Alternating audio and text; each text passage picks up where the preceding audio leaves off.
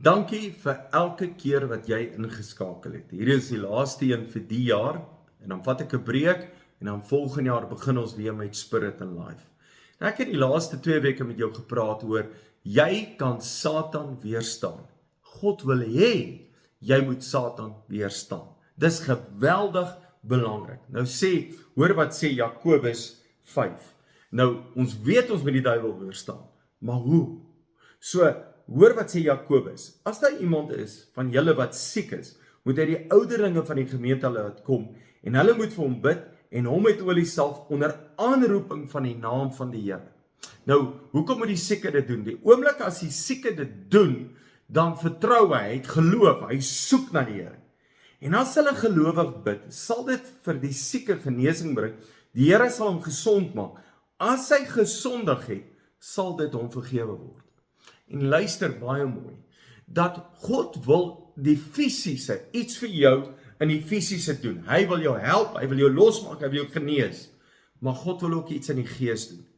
En jy moet verstaan, daar's geestesdinge wat rondom jou gebeur, deur jou en in jou. God wil in die fisiese jou genees, maar hy wil jou gees ook genees. Die hartseer is, baie mense sal kom en sê, Here, doen dit vir my, maar los net my gees uit. Here, los my sonde uit. Here, niemand moet daarvan weet nie. Waar God wil hê, jy moet in jou liggaam gesond word, maar ook in jou hart gesond word. God wil hê, daar moet iets ook hier binne in jou lewe gebeur. Nou, hoor wat gebeur in Lukas 10. Hierdie is my so mooi skrif. Jesus stuur 72 mense uit, 2 stuur hy hulle uit. Ja, en hulle het met vol blydskap teruggekom, sê, Here, selfs die bose geeste onderwerp hulle aan ons by die hoor van die naam. Nou jy moet onthou, die oomblik as jy die naam van die Here gebruik en sê in die naam van Jesus, ek weerstaan jou Satan. Toe sê hy vir hulle, ek het die Satan soos 'n weerligstraal uit die hemel sien val. Met ander woorde, God het oorwinning gebring.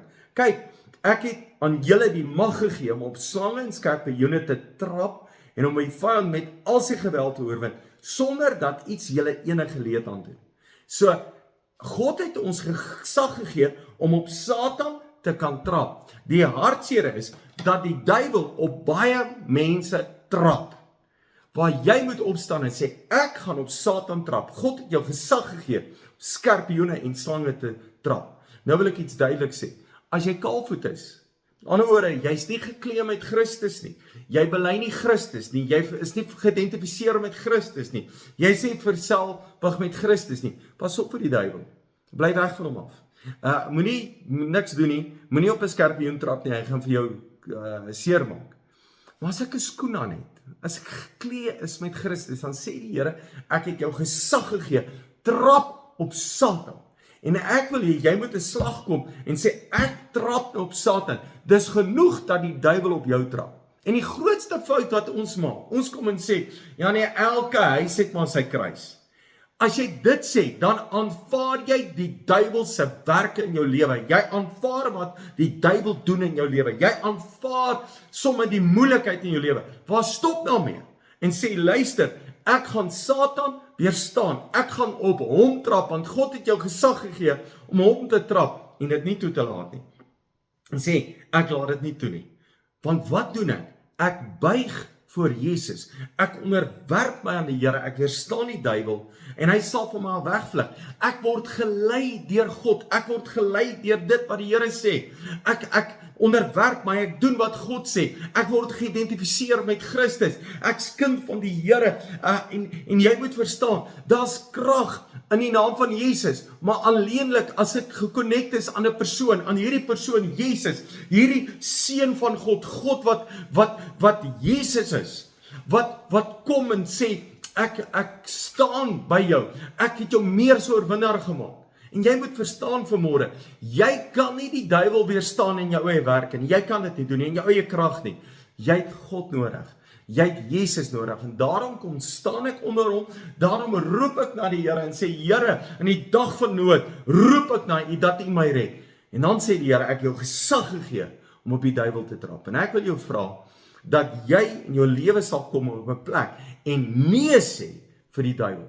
Ek kry partykeer skielik 'n verkeerde gedagte. 'n Gedagte wat my down maak, 'n gedagte wat my neergedruk maak, 'n gedagte wat my kwaad maak, om sommer 'n verkeerde goeters hierso in my kop. dan bestraf ek Satan. En sê in die naam van die Here bestraf. Rasisme wat sommer in jou kop en kop, sommer onvergewensgesindheid in jou kop en kop, dan sê ek bestraf dit in die naam van Jesus, gaan weg van my af. Moenie toelaat dat die duiwel 'n houvas in jou lewe kry nie. Kom ek bid vir jou. Here, dankie dat jy ons liefhet en vir ons omgee en dankie dat jy ons aanraak en ek bid vir elkeen vir julle bonatuurlike krag gee, dat u krag in hulle werk. In die naam van Jesus. Amen. Dankie dat jy luister. Jy is 'n great blessing.